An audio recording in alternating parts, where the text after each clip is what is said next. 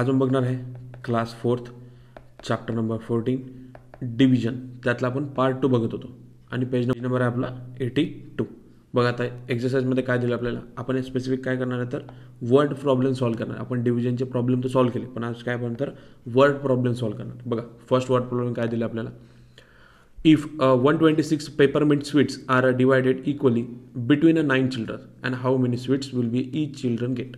काय सांगितलेलं आहे की ज्या पेपरमिंटच्या अशा गोड्या येतात ते किती आहेत तर म्हणते आपल्याकडे 126 गोड्या आहेत, ठीक आहे.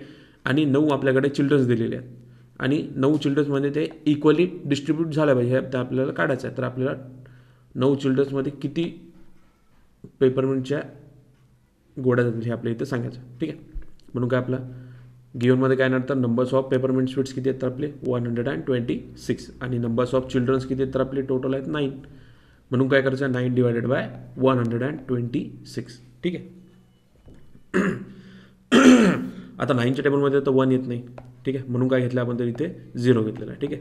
म्हणून आपला आन्सर किती येईल तर खाली इथे 1 आणि इथे येईल आपला 2, ठीक आहे.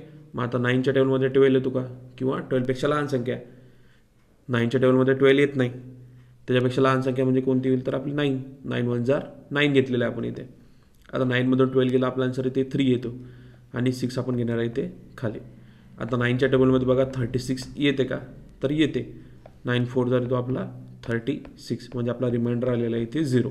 ओके, म्हणजे आपल्याला प्रत्येक विद्यार्थ्याला किती मिळणार आहे तर पेपरमिंट स्वीट्स काय मिळणार आहे तर एका विद्यार्थ्याला मिळणार आहे, ठीक आहे. म्हणजे each children will get 14 peppermint sweets. Second बघा, in a field if 987 saplings are planted in 7 rows and how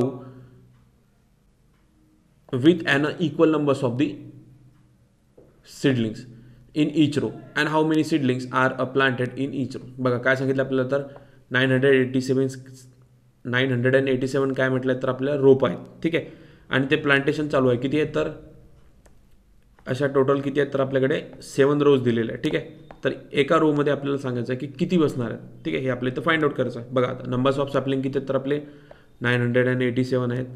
numbers of रोज किती आहेत तर आपले 7 रोज आहे, ठीक आहे. म्हणून काय करणार आपण तर 7 डिवायडेड बाय 987. ओके, आता 7च्या टेबलमध्ये 9 येत नाही तर आपण त्यापेक्षा 9पेक्षा छोटी संख्या घेतो, म्हणजे काय तर 7 1 जार 7, म्हणजे आपला आन्सर किती येणार आहे तर 9मधून 7 गेले इथे येईल 2.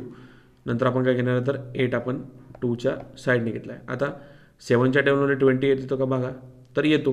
किती जार येतो तर 4 जार, म्हणजे किती तर 7 4 जार आपला येतो 28, ठीक आहे. म्हणजे आपल्या इथं आन्सर काय येईल तर 0 0 आणि 7 काय घेऊ आपण इथे खाली घेऊन घेऊया, ठीक आहे. आता 7च्या टेबलमध्ये 7 येतो, म्हणजे किती 7 1 जार 7. ओके, म्हणजे आपला रिमाइंडर आलेला इथे 0. मग आता आपल्याला काय विचारलं होतं की 140 इन ईच रोज, ठीक आहे. म्हणजे एका रोमध्ये किती आहेत तर 141 एवढी सीडलिंग दिलेली आहे. थर्ड बघा, if a hostel has 132 student with 3 student in 1 room. काय सांगितलेलं आहे टोटल स्टुडंट किती आहे तर 132 स्टुडंट दिलेले आहे, ठीक आहे.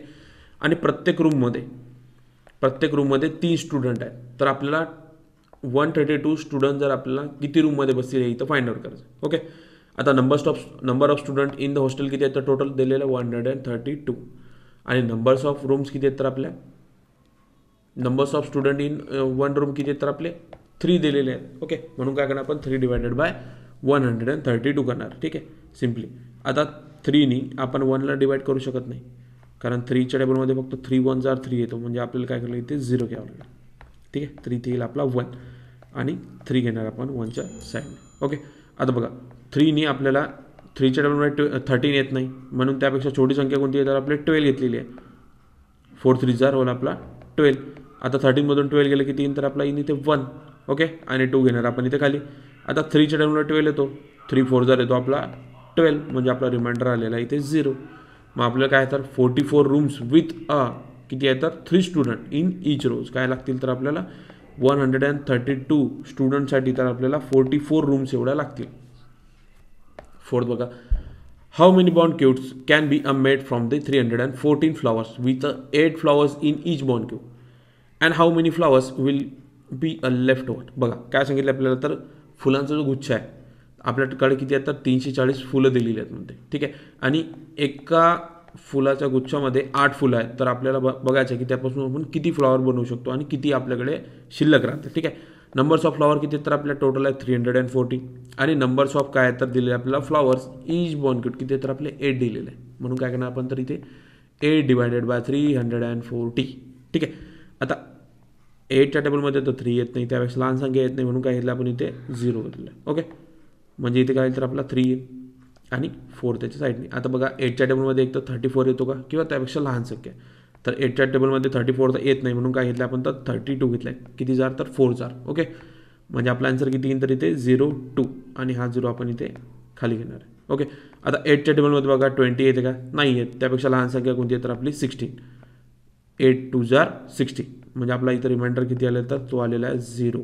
ओके, तर काय येणार आपला आन्सर तर इथं 42 bouquet can be made from the 314 flowers. फिर बघा, if we put a 6 biscuit in a 1 packet. काय सांगितलं आहे, एका बिस्किटच्या पॅकेटमध्ये 6 बिस्किट असतात, तर आपल्याकडे 600 बिस्किट जर दिलेले आहेत तर आपण त्यापासून किती पॅकेट बिस्किटचे बनवू शकतो हे आपल्या इथं फाइंड आउट. ओके, बघा टोटल नंबर्स ऑफ बिस्किट किती दिले आहे 1 पॅकेटमध्ये तर 6 दिलेले. ओके, आणि नंबर्स ऑफ बिस्किट टोटल किती आहेत तर नंबर आपल्याला दिले ते दिले आपल्याला 600 दिलेले आहे. ओके, आता 6ने आपल्याला 600ला डिवाइड करावं लागेल, म्हणजे किती तर आपला 6 1 जर काय येईल आपल्या इथे 6, म्हणजे आपलं रिमाइंडर इथे 0 येऊन जाईल. परत आपण 0 इथे खाली घेऊन घेऊया, परत 0 येईल इथे, मायनसमधून परत 0 करा, परत आपला खाली इथे 0 येऊन जाईल, म्हणजे आपला रिमाइंडर काय नाही तर इथे येईल 0. म्हणजे आपला आन्सर किती येईल तर total 100 packets made from the 600 biscuit. Okay, किती 100 पॅकेट बिस्किटचे आपण बनवू शकतो, कितीपासून तर 600 बिस्किटपासून. ठीक आहे.